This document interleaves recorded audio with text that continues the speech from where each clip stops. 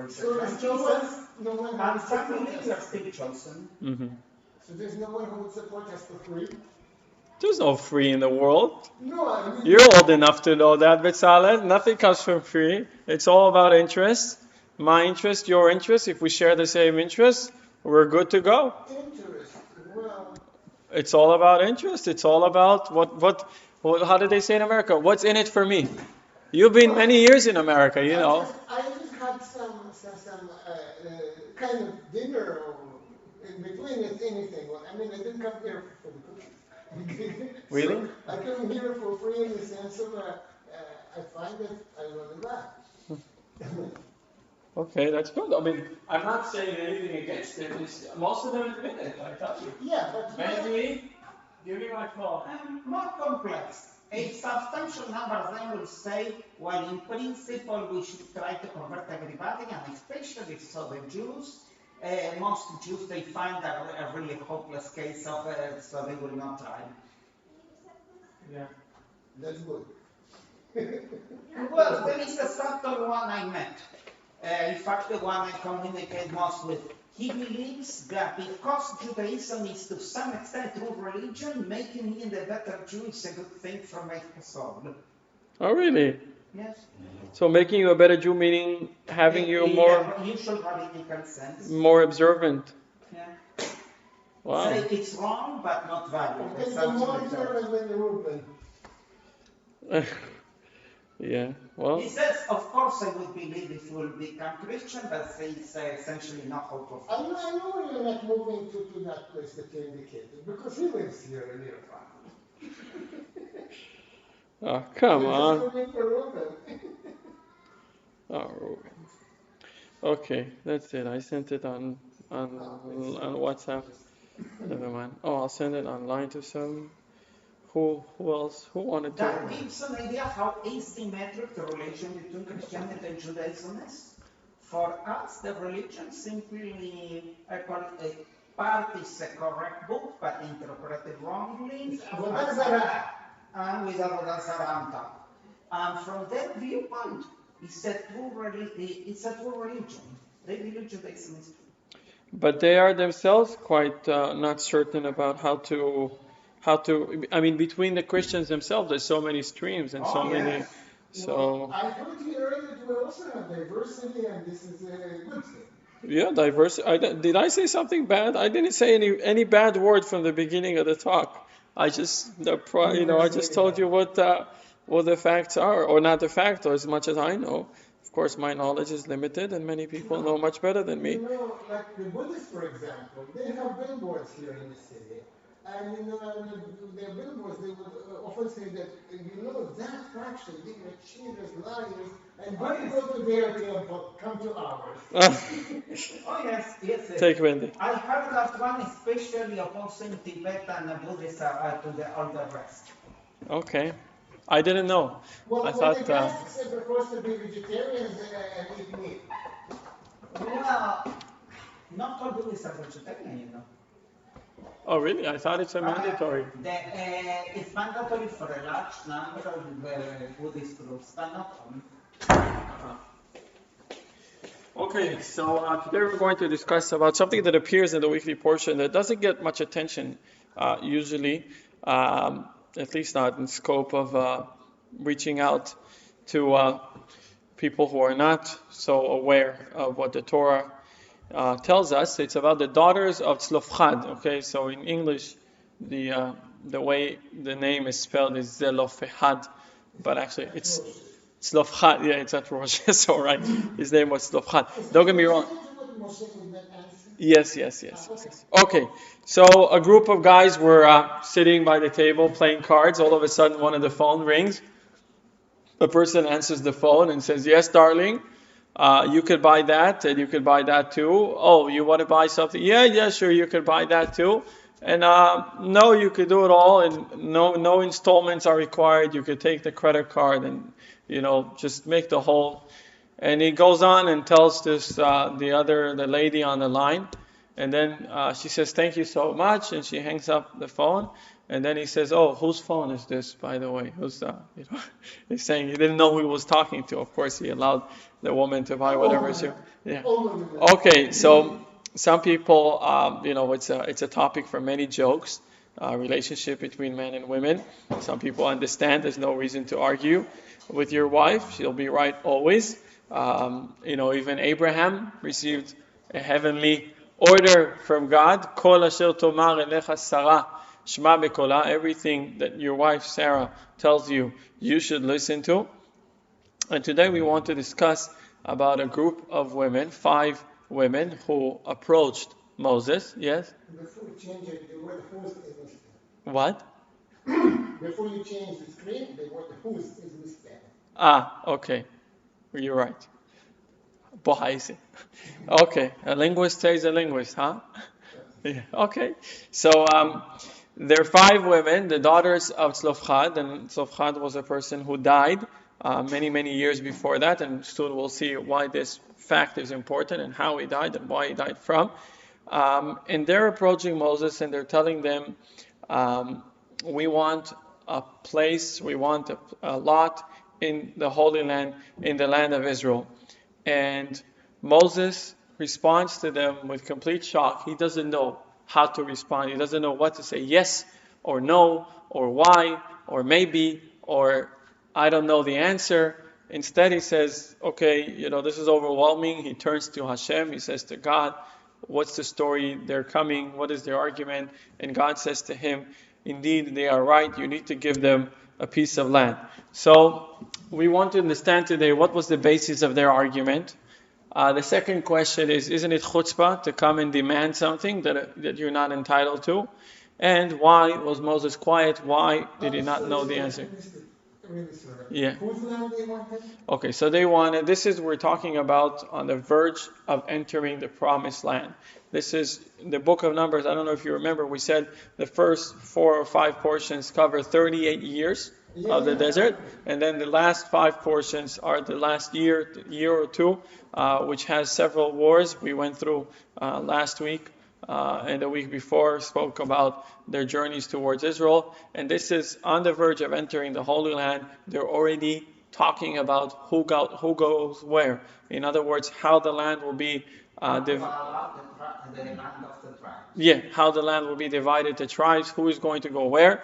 And we read in much detail how each tribe will get which portion, but we don't get much detail, but surely it should have mattered, which has each family, each tribe will get which portion. Correct, and there's an argument about that, of whether we refer to the Proverbs saying that don't divide their skin before you kill him. Okay, so they knew they're going to go to Israel, and it's at that time they did divide before killing. Yeah, and it was the delay that was in the desert for 40 years also had a figure to it.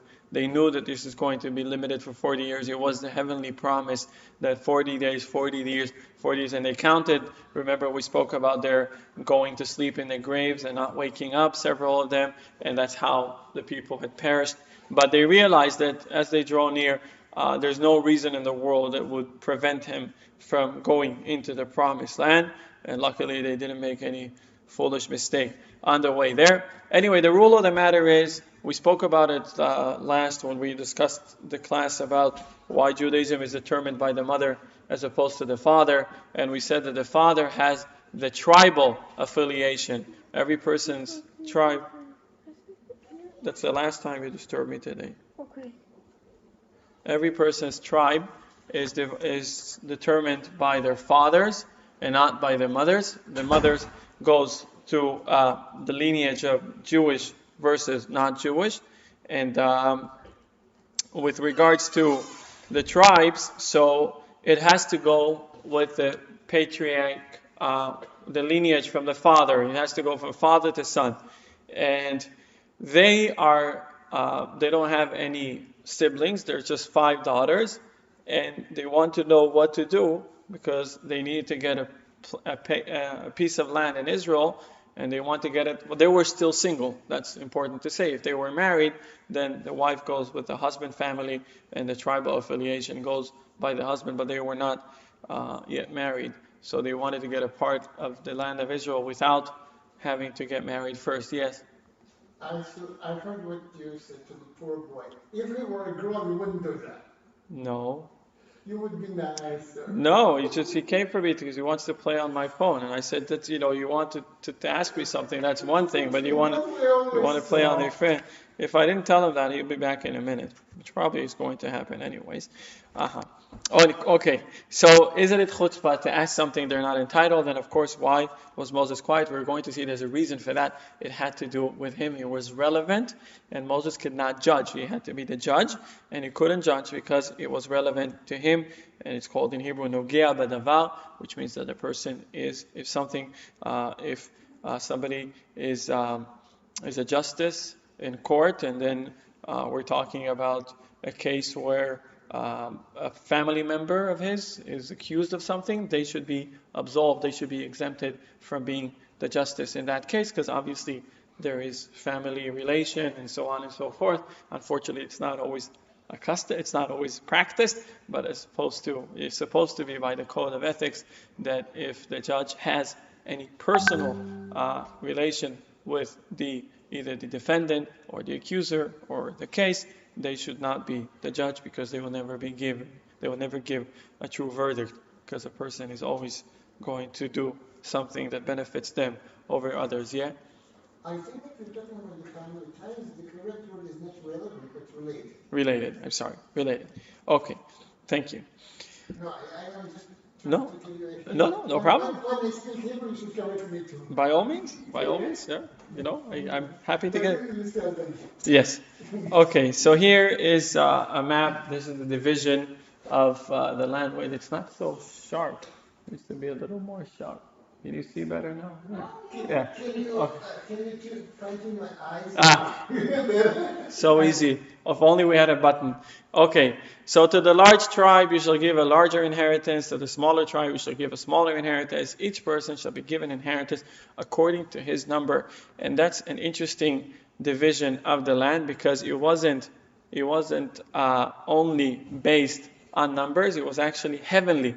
There was such a thing called Lot, Goral, and a Goral Tzoveach Ve'omer. The Gemara says that they used to cast lots, and then the note, there was a heavenly voice that actually uttered the name of the tribe and the place in Israel where they would settle. Of course, if you could look on the right-hand side of the map, which is outside Israel, this is the east.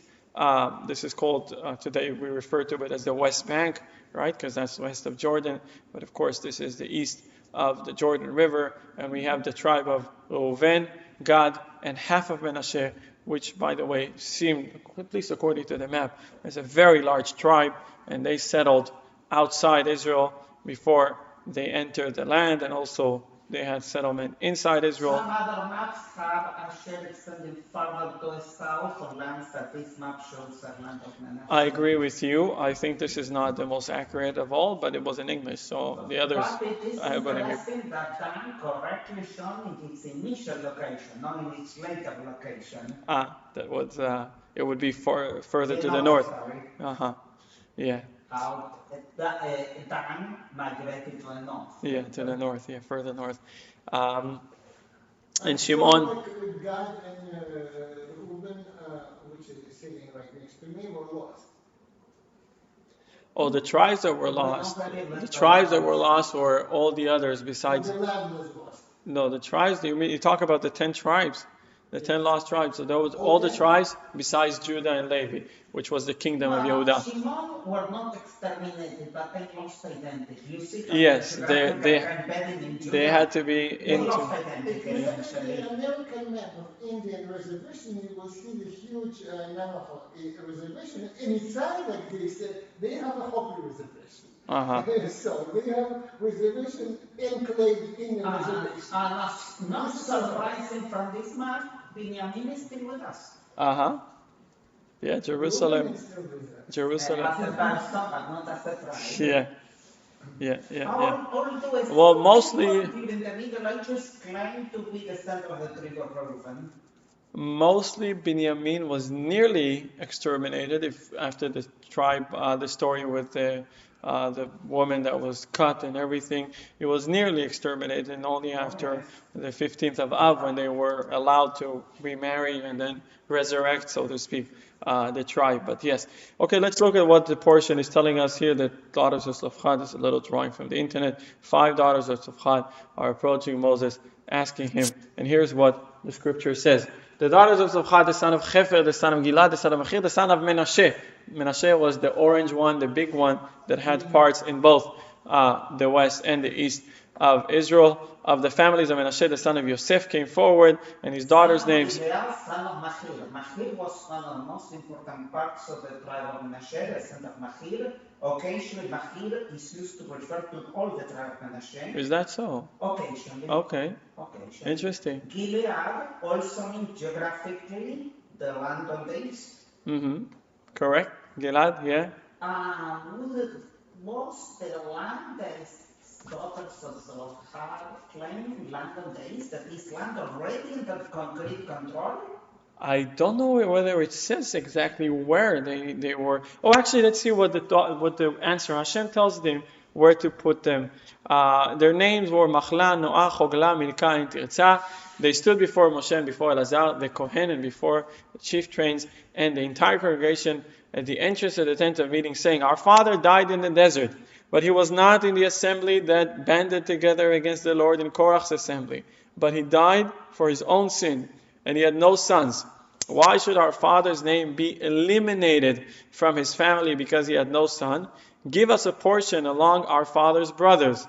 So basically, yeah, you're right. It's the tribe of Menashe. That's where they needed to get. The father's brothers, Menashe. So Moses brought their case before the Lord. The Lord spoke to Moses, saying, Zelophehad's daughters spoke justly. You shall certainly give them a portion of inheritance along with their father's brother, and you shall transfer their father's inheritance to them.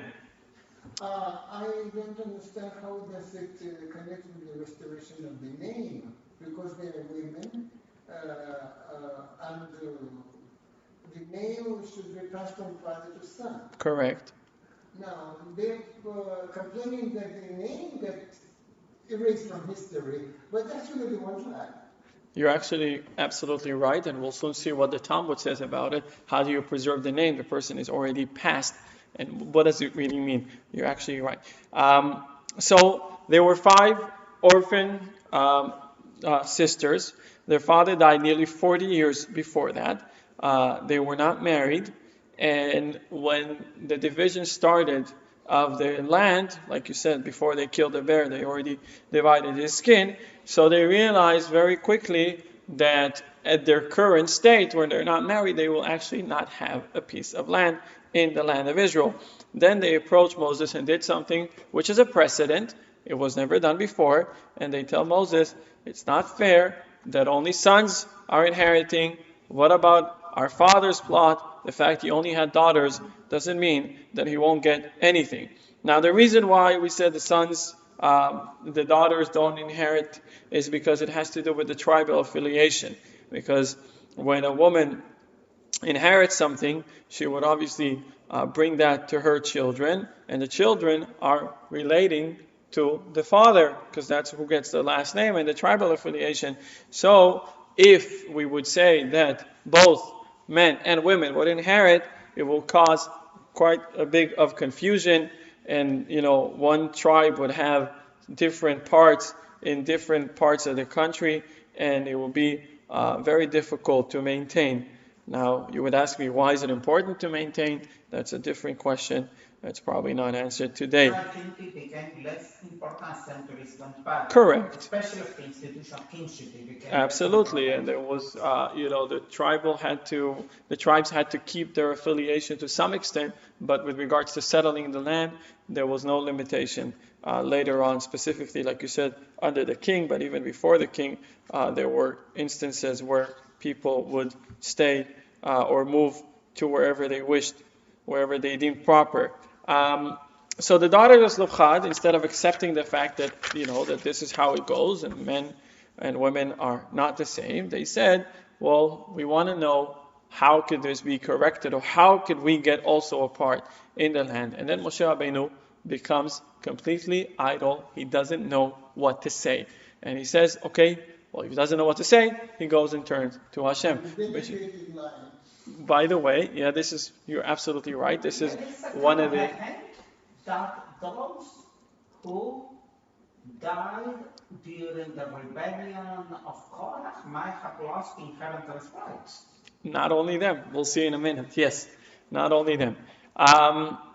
So Moses doesn't know what to answer, and what he does is what Bezalel just said. He has a direct line to Hashem. He's not sure. He is perplexed. He turns to Hashem. He says, "What am I doing now?" And Hashem tells him, "Right, this is the only person who ever lived in history that could have initiated a conversation with God. All the other prophets and all the other people who communicated the messages of God, articulated it, brought it, conveyed it, this was not their initiative. It was all Hashem's way of revealing himself and giving them a message that's identical to all prophets except Moses. He actually could have initiated a conversation." That's what the Muslims say, that God spoke to Muhammad. Oh yeah? Very similar. They say that Muhammad talked to him first. That's what they're saying. No. It's really he had a vision or he just thought. Okay, well that's a common story in many And religions. some people compare that guy with Ilan, who also had a decently high level of communication. Correct. Yes, but he couldn't initiate. He had to wait for the right Well, moment. he essentially had to, at least the story reads, he had to make a sacrifice, have sacrifice made for him, and hold it. Correct. He was receptive, but not, yeah. Most of such people are blatant imposters. Blatant For example, imposters. the Mormons church. John Smith, yeah. Yes. He procured a few copies of ancient Egyptian text, and he claimed that he could read it. And that was actually, he didn't say it's Egyptian, it was something directly from God's scripture in that language. But it's such baloney. Just like, I cannot respect Christians after reading that. Well, Mormons are not respected by Christians altogether, so it's okay with that. Anyways, he had to, I heard not too long ago how he had to update when this whole story with the black people in America aroused. So somebody told me how Joseph Smith had to update, or not him, someone after, that black people are human too, because initially it wasn't determined that they're humans Similar too. to Stalin erasing the picture of Trotsky from the old photographs. Yeah. Founding document. Oh boy. Okay, so the Medrash says, it ponders why now? Why they're approaching Moses now? What is the story? And it proposes a very interesting response, which gives a lot of credit to the daughters of Zelophehad. It says like this: they came forward, the daughters of Zelophehad. In that generation, the women were fencing that which the men were breaching. Accordingly, you find that Aaron said to them in a golden calf, "Take off your gold rings that are in the ears of your wives." But the women were unwilling and protested against their husband. So also in the case of the spies who had spread slander, when they returned, they made the whole congregation murmur against him, meaning against God. A decree was issued against them. The women, however, were not with them in their counsel, as it is written, because the Lord had said to them, "They shall surely die in the wilderness. Not a man of them remained, a man and not a woman, because they," that is the men, "did not want to enter the land. But the women came forward to ask for inheritance in the land." The Medrash says that this story brings up again and time again how the women are not easily distracted like the men, and how when the women have something in their heart and in their mind, they're going to go with it all the way. When men are easily distracted, easily get confused. I mean, I could see that every day. I could see how my marriage, thank God, with my wife, I know there's something in her mind. She's going to go for it. For me, I'll forget. I won't remember. I'll be distracted. I don't know. I'm not going to know what I'm talking about, and so on and so forth. The same with the affection and love towards the Holy Land. The men were easily diverted their. No, I wouldn't say that. Tempted, maybe. Seduce is a little harsh.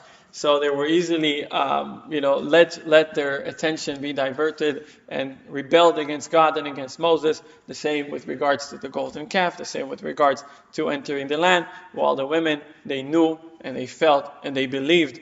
And belief, by the way, faith is very strong with women, much stronger than it is with men. This is, by the way, one of the reasons why men are ordered to have all these external things like tzitzit and tefillin and kippah.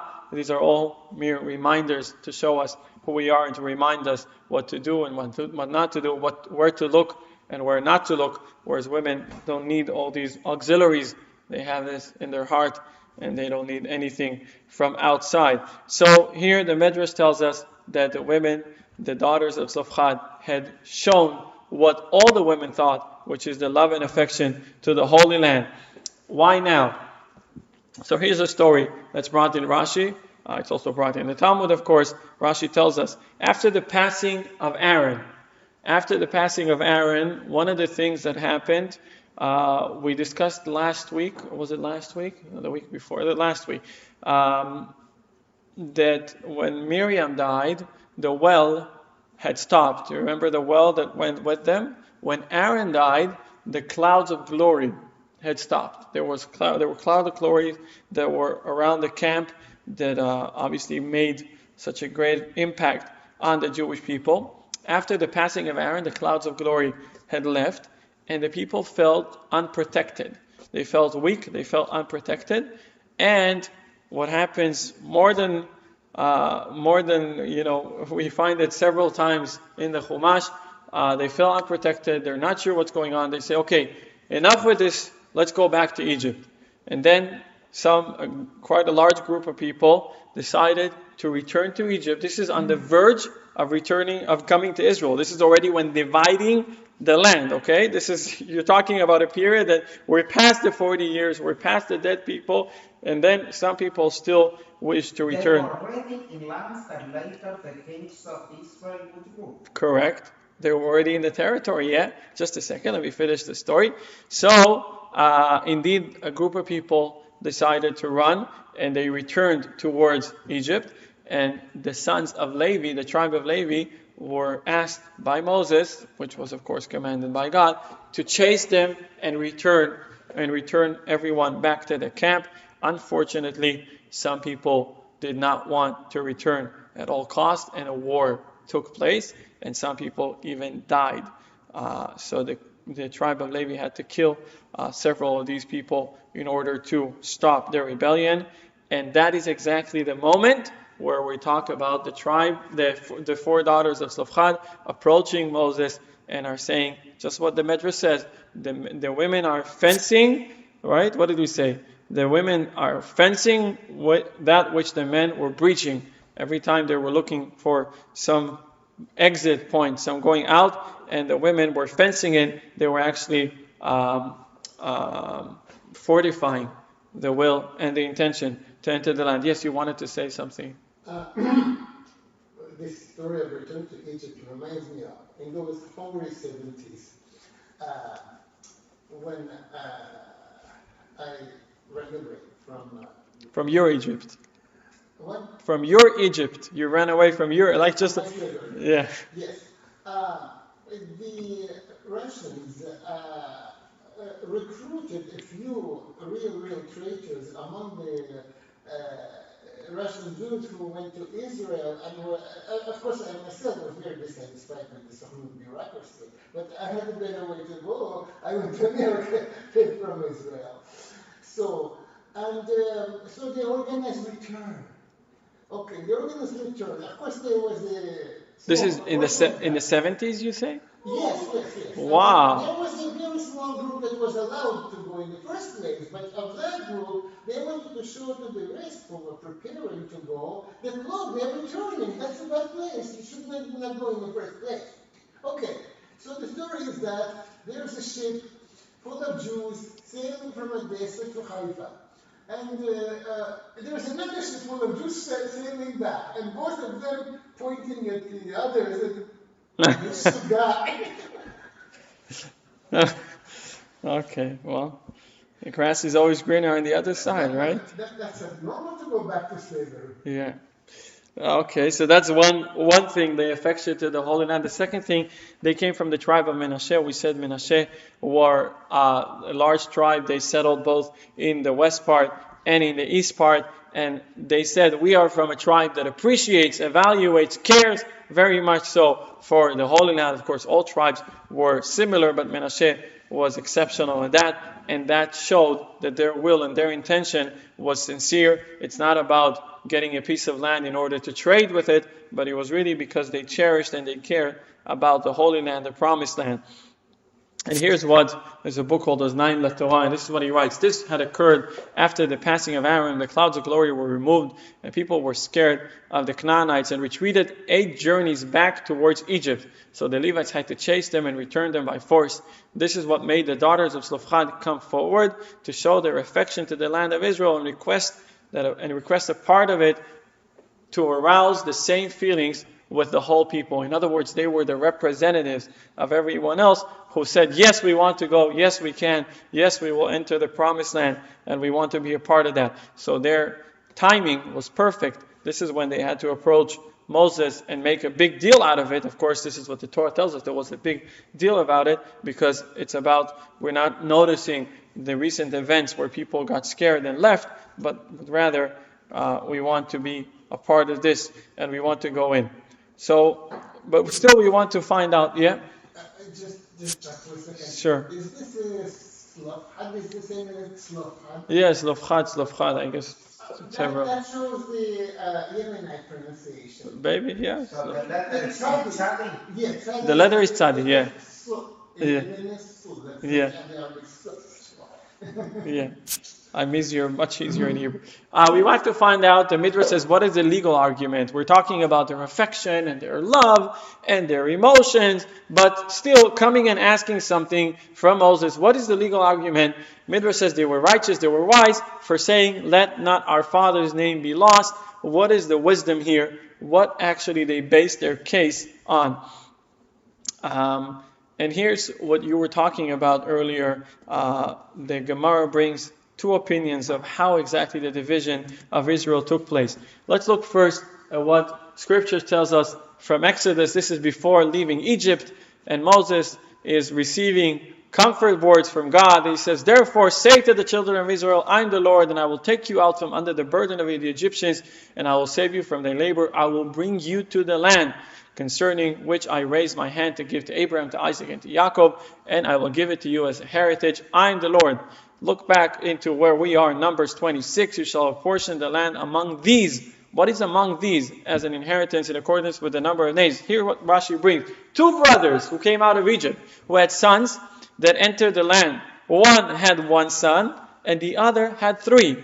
The one received 1 portion, and the 3 received 3. As it says, you shall apportion the land among these. The inheritance of these 4 reverts to their grandfather who left Egypt, and they divided everything equally. This is the meaning of what it stated, they shall inherit it according to the names of their father's tribe, for after the sons received it, it was divided up according to the fathers who had left Egypt, whereas they had apportioned it originally according to the number who came out of Egypt. These 4 would have not received 4, but only 2 portions, right? Because each father would only get 1 portion. Now, however, they received 4 portions. So from this, both the Talmud here, Rashi of course quotes the Talmud, we see that the division was not based on who left Egypt, but rather who entered the Promised Land.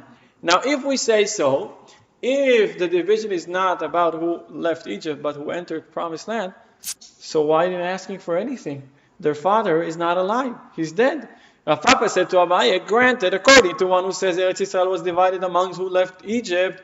This is why the daughters of Zelophehad cried out in protest of the fact that they would be denied their father's portion, to which he was entitled as one who left Egypt. But according what we explained now, right, with the 4 sons, it's 3 and 1, not just 1 and 1. But according to the one who says that Eretz Yisrael was divided among those who entered Eretz Yisrael, why did they cry out in protest? After all, Zelophehad was not there to take his portion, so his daughters should have no claim to the land, right?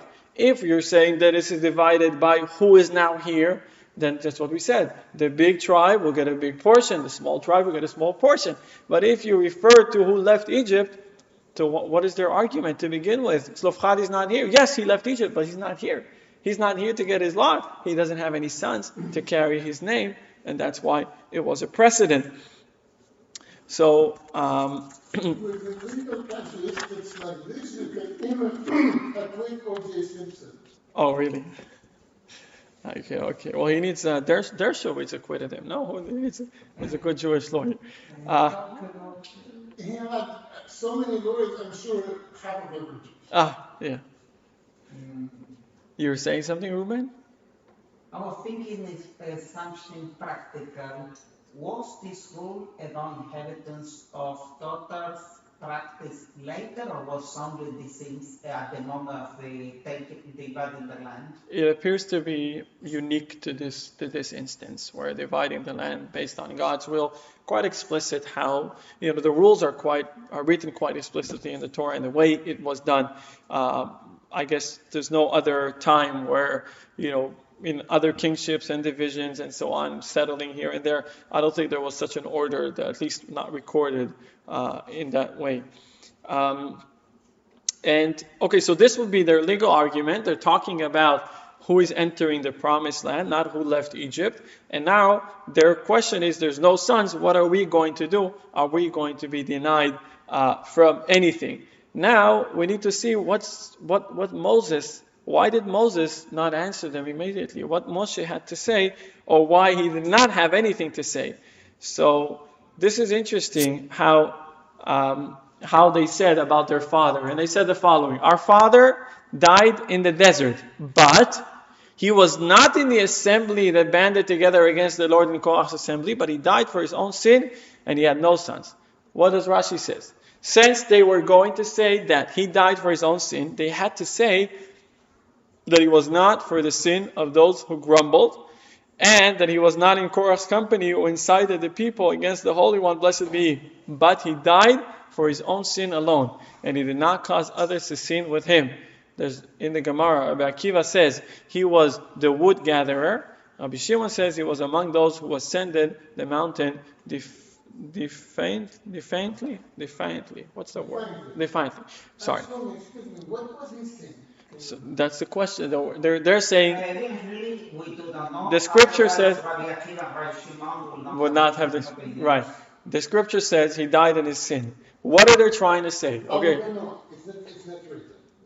it's not mentioned what was his sin. They said he died in his sin.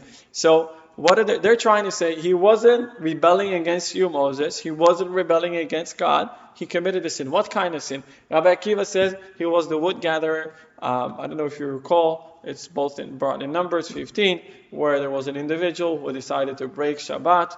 This was after the sin of the spies, if I'm not mistaken. After the Jews felt completely excommunicated, there's no connection appears to be between them and God, and a person decided to test God. You know what is to poke someone? To shtech, in Yiddish we say to poke someone. And he went and desecrated, violated Shabbat out in the open, and he was judged to death. The death penalty. This is, of course, a very exceptional case where someone would be judged to death over that. And one of the reasons why he did that, because he wanted to show everyone the system is still working. An interesting observation.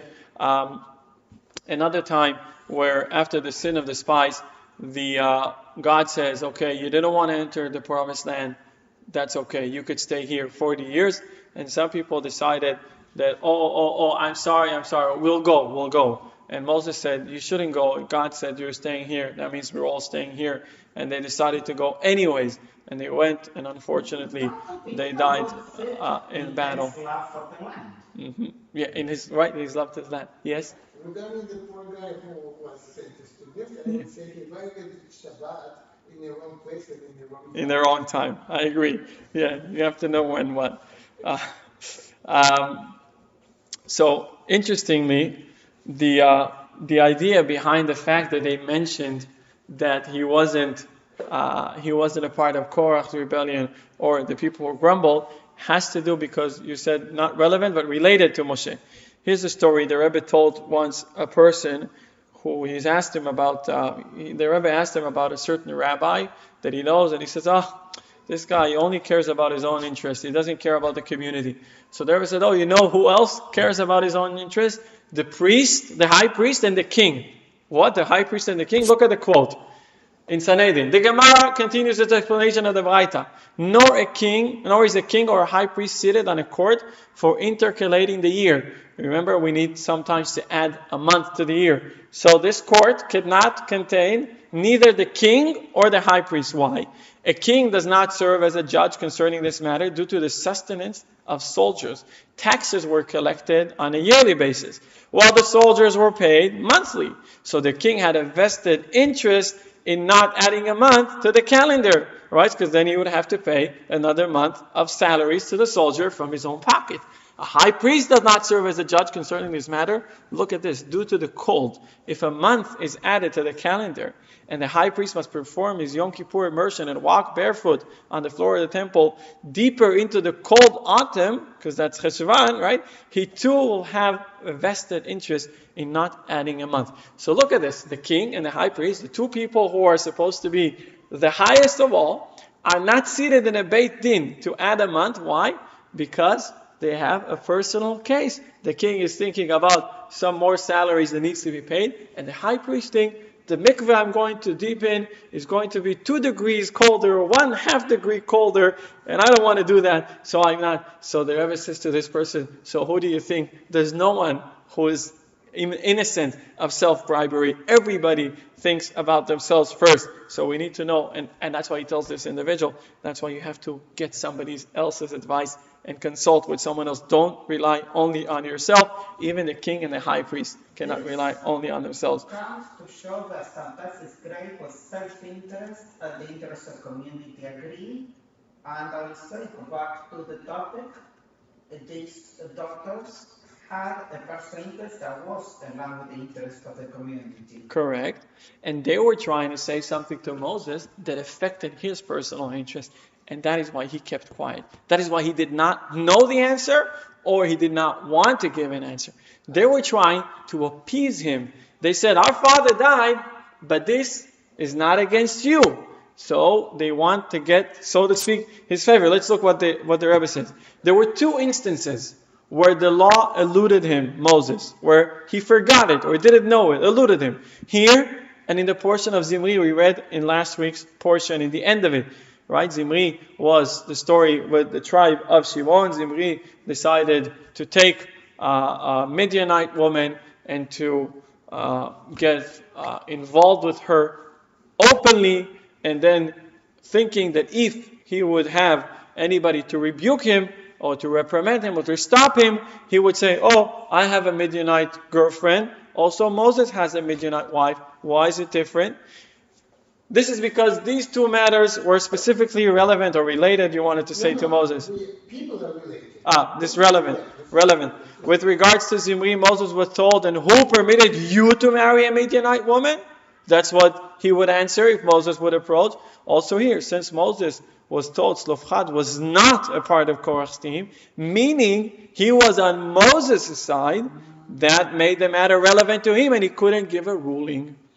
The fact that Zimri was not really planning to marry, does matter for this issue? Well, obviously you could say it does, but his main argument would say, oh, because she's Midianite, our leader has a Midianite, right? Or, wife, girlfriend, mistress, whatever it is. Obviously you could add the word after, but this would take out, and that's why Moses was silent. He didn't do anything. It was Pinchas who had to approach and get rid of the problem. So there's 2 instances appearing one after the other, or not exactly after, but in close proximity, in which we see that even Moses, the leader who we said initiates conversations with God, the person who was the most humble in the world, when this is a matter that's relevant to him personally, just like the king and the high priest, he cannot judge. He cannot judge, he cannot give a true ruling, and that's why he had to refer to Hashem, to God, to get it right and to get the things. And I'll tell you a beautiful story about Rabbi Yoshua Katz. This is a very interesting story I stumbled upon with regards to Rabbi Yoshua Katz. It's called the Smai Sefer Mirat Enaim. This is one of the main rabbis of the city of Krakow in Poland. When did he? In probably the 17th century or so. And he wanted to reprint one of his books, and he had an argument with the printer, the print house owner, who was of course a Jew, about the payment. There was a misunderstanding. He understood the payment was one thing, and the other person said something else. So Rabbi Yeshua Katz said, okay, so let's go to a din Torah, let's go to a court of rabbis and to find out. So the guy said, are you kidding me? Who is going to rule against you when we go to a din Torah? Of course, you're the rabbi of this place. Everybody's going to agree with you. I'm just an ordinary guy. This is not fair. So he became very serious. He said, okay, there's something that you're saying that makes sense. Let's go abroad. Let's go somewhere else that they don't know me, or at least they don't know how I look. And we'll just approach them like two simple people and would say, I wanted to print a book and I understood this was the cost, but then that was the cost, and we'll try to find the verdict. You said din Torah, and then it's for two simple people? No, din Torah is for two people that have an argument and they want to get the Torah's rule. He was a rabbi. When they go up, I know, but if I misunderstood, you said they would go abroad. You suggested to go abroad. Yeah. Approach two simple people. No, approach the Beit Din like two simple people. Saying that we are two simple. Yeah. Or not disclosing his title, right? Just getting. So they traveled to Hungary, and they entered. There was a din Torah, a court of rabbi. There was a young rabbi, very brilliant, who was the head of this Beit Din, and he heard what they had to say, and he gave a ruling for the print house, the printer. He gave the ruling in his favor. So the Rabbi Yeshua Katz says, okay, I accept it. Great, that was a part of the deal. Yeah, but tell me, where do you take this ruling from? So he said, in Poland, in Krakow, there's a very big rabbi, Rabbi Yeshua Katz, and he writes books. And actually, in one of his books, I saw a similar case where somebody approached a Beit Din, and he said, the ruling is with the other guy. So I just took it from there. So Rabbi Yeshua Katz said, look how strong the love of a person. He says, I wrote this. If only I read my book, I would realize he's right and I'm wrong. But because it involves me, because it has to do with me, I completely forgot. It came out, it didn't intentionally, otherwise you wouldn't tell the story, you wouldn't consent. He didn't intentionally say, no, but he said, I wrote it. This guy from Hungary said, oh, there's a rabbi in Poland, and you read his books, he's amazing. And he said, well, that's interesting. How, we're talking about how self-bribery or self-love can affect a person. Can make someone forget his own knowledge proven in print exists. Mm-hmm. Yeah. No, the problem is that we're subjective. That's human nature. We are subjective. And that's why we require the third person to judge. Absolutely. Yes, you're absolutely right. So the story of the Baal Shem Tov, it's a very interesting story about Avigdor. I don't know if you know this story. I think we told it in the past. The Baal Shem Tov once was in the city of Brody. Brody, I think, is in Russia, if I'm not mistaken, or I don't know, Brod, I don't know, B-R-O-D, I don't know if there's a word, there's a Brody. I know there's a Jewish named Brodsky, and it comes from that, that's all I know. Yeah. Okay, so he was in the city of Brody, and there was an individual named Avigdor. Avigdor was very wealthy and also full of himself, to say that he's quite an arrogant individual. The Baal Shem Tov came to the city, and many people came to greet him, and give him great honor, and he helped some people, and he gave blessings, and they made him meet this Avigdor, this wealthy person, and the Baal Shem Tov said, I heard you're a wealthy person, I heard you're supporting the community, and very nice, is there something I could do for you? And Avigdor says, no, it's okay. You said, are you sure? He said, yeah, I'm rich, and I have a good family and a nice community. He said, would you want a blessing? He says, no, thank you, keep the blessings for someone else. I'm just fine. So the Baal Shem Tov said, very well. Then if you could just do me a favor, I have a little envelope. I need to give it to someone. would you give it to someone? Oh, they met outside Brody. He said, when you return to Brody, could you give this envelope to someone? And he said, oh, absolutely, sure, with pleasure. And he takes the envelope and he puts it in his pocket, and he goes back. He forgets this incident, and slowly, his luck, his fortune, starting to change. He's starting to lose money, and he's losing money. He's losing patience, and he's becoming an individual whose life are very difficult. And he makes one mistake that leads to another mistake, and all of his fortune and all of his success and all of his good luck, it stopped completely, and he becomes poor. Not only does he become poor, he owes a lot of money to a lot of people, and he actually sells his house and sells his belongings. And this is obviously a process that took years to get to that stage. And he reaches his residence or whatever that is, and he thinks, what can I sell today just to buy food, to put bread on the table for my family?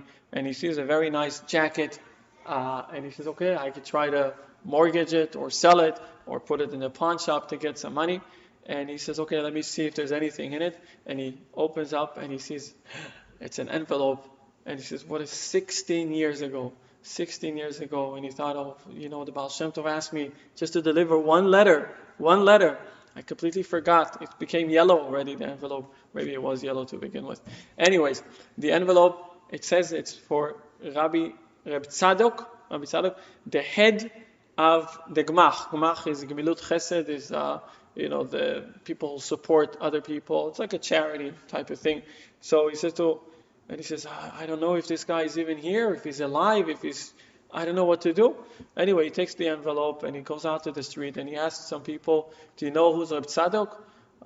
And he said, oh yeah, Reb Tzadok, didn't you hear of him? He said, no. He said, actually today he was appointed to be the head of the Gmach. He was appointed today.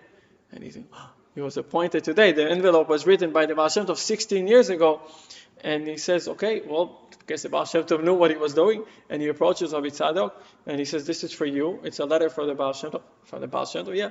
It took a little while to get it to you. But anyways, he opens up the letter and the Baal Shem Tov says, the person who gave you the letter used to be a very rich man.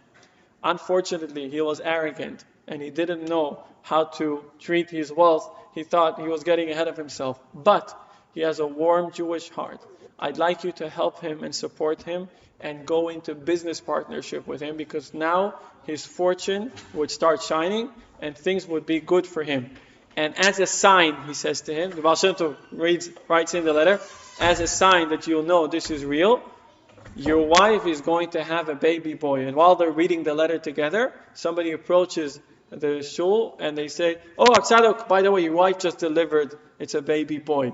So he of course lends him the money that he needs, and they engage in business partnership, and they travel to the Baal Shem Tov together.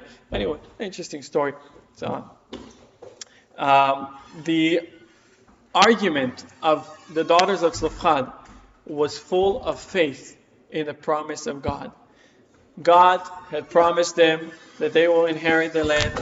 We read earlier in Exodus, I will take you out from this land, I will bring you to the promised land. Granted there were delays, granted there were issues, and not everything worked out according to the plan, but the delays were actually a part of the plan, just like in the story. The Baal Shem Tov knew exactly what he was doing when he gave him the letter. He knew it's going to reach its destination 16 years later, and not at that time, So what they're saying to Moses, our father did not rebel. Our father loved the Holy Land. Like you said, he cherished it, he cared about it. He was a part of the tribe of Menashe. He knew that God's promise is going to be fulfilled. And that is exactly what God told Moses. After that, he said, they're right. You should give them an inheritance. They're actually representing what everyone should be saying. And he says, and they say, our father was not from the people who complained. Our father was not from the people who didn't want to go back to Israel. Our father was not a part of Korach, which also Korach said, you brought us to this desert and you took us nowhere.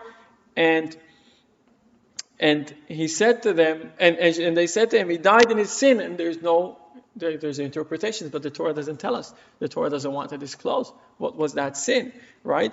and the sin was something that's relevant only to this person as an individual, but that did not reflect their love and their care for the promised land. Here's what the Rebbe explains. The daughters of Zelophehad argued their father would not miss out the great merit of entering the promised land. Thus they explain he wasn't a part of the group who were deeply affected by the spies, nor was he involved with Korach. This proved he loved and cherished the land, and they should receive his lot therefore. Right? Because he cared about it, and because he only died, unfortunately, with different reasons, then we should get his lot, we should get his part of the Holy Land. And this is what they said. What's this, guys? What should be spelled with A? Deeply affected. I'm sorry. Twice. Yeah. That proves that you are really American. It's a typical native speaker mistake. Oh, really? It was pronounced the same. I'm flattered. Ruben would never make a mistake because he was educated and affected. In America, it's affected. Yeah. So we don't hear that sound and confuse it. Okay. Ruben will never make it. Have mercy for me. English. The converse mistake.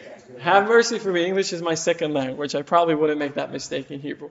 Anyways, we have two cases in the Torah about leaving out. Somebody left out. The daughters of Zelophehad we just read. We also have the story of Pesach Sheni, where the Jews could not commemorate the Pesach. They were impure because they had to deal with the burial of the two sons of Aaron. And they came and they said to Hashem, why? They said to Moshe, who said to Hashem, why should we be left out? The fact that we did something good for the sake of everyone, we helped bury those who needed to be buried, doesn't need to be in our...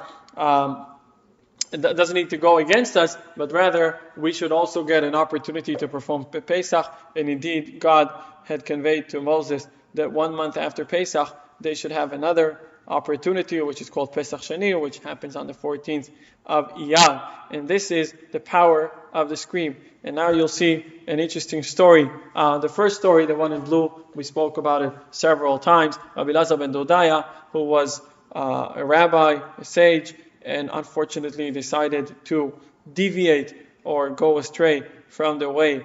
And he unfortunately got to a state where he was addicted to prostitution. And it was the time when one of the ladies that he was with told him that he has no way back. He's already gone too far deep into the negativity, and that triggered his will to return.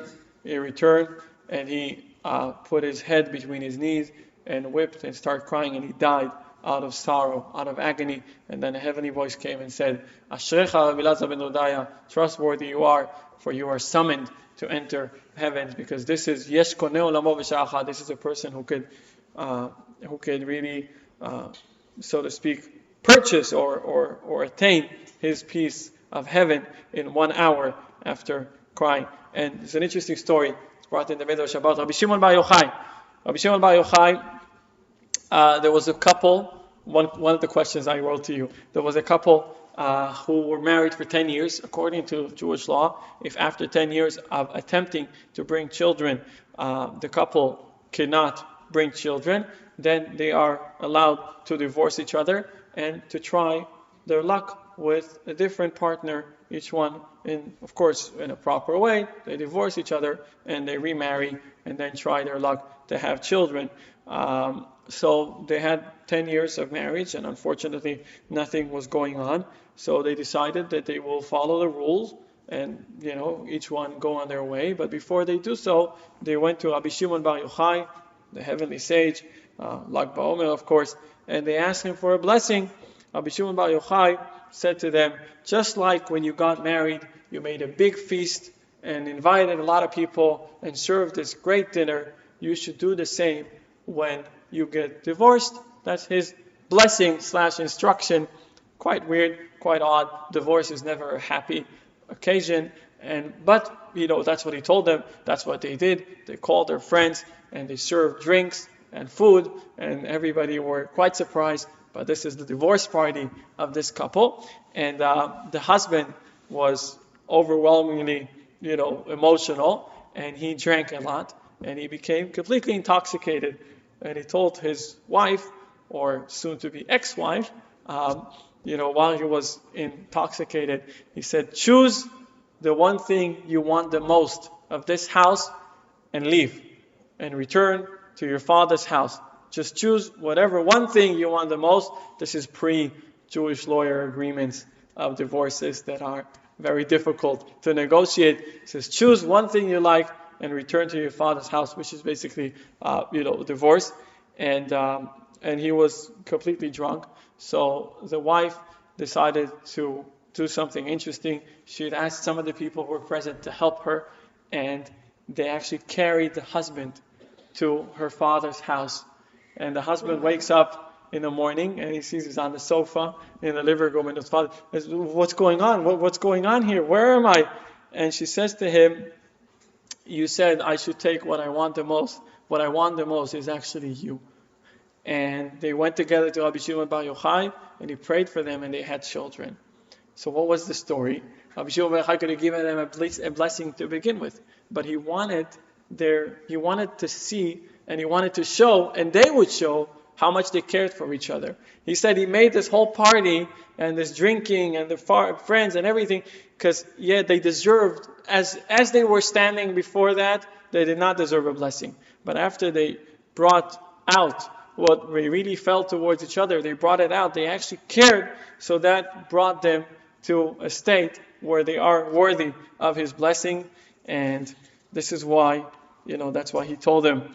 So we have to stress it and see, that's what the Rebbe says about the two instances, the Pesach. And when the power is ours, the power is free. When the people came and demanded, why should we exclude it so as to not bring the offering of the Lord in its appointed time with all the children of Israel? This had created a new mitzvah and had a new way to fulfill God's will. The same happened with the daughters of Zelophehad. As long as they did not request for it, the rule with regards to daughters' inheritance was not introduced.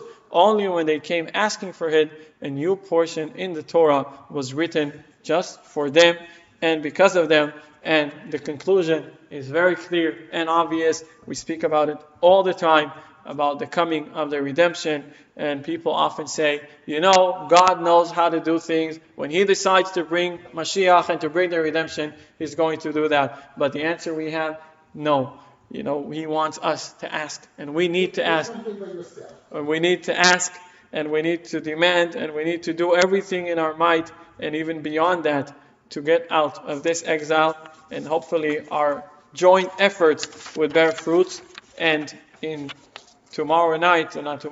Thursday morning, we won't have to fast, because accordingly, if Mashiach will not come, then we will need to fast on Thursday. The fast begins quite early. I'll tell you in a second when it begins and when it ends. Just let me look here. It's like in your favorite story of the guy who is sitting in the roof and waiting for God to save him from the flood.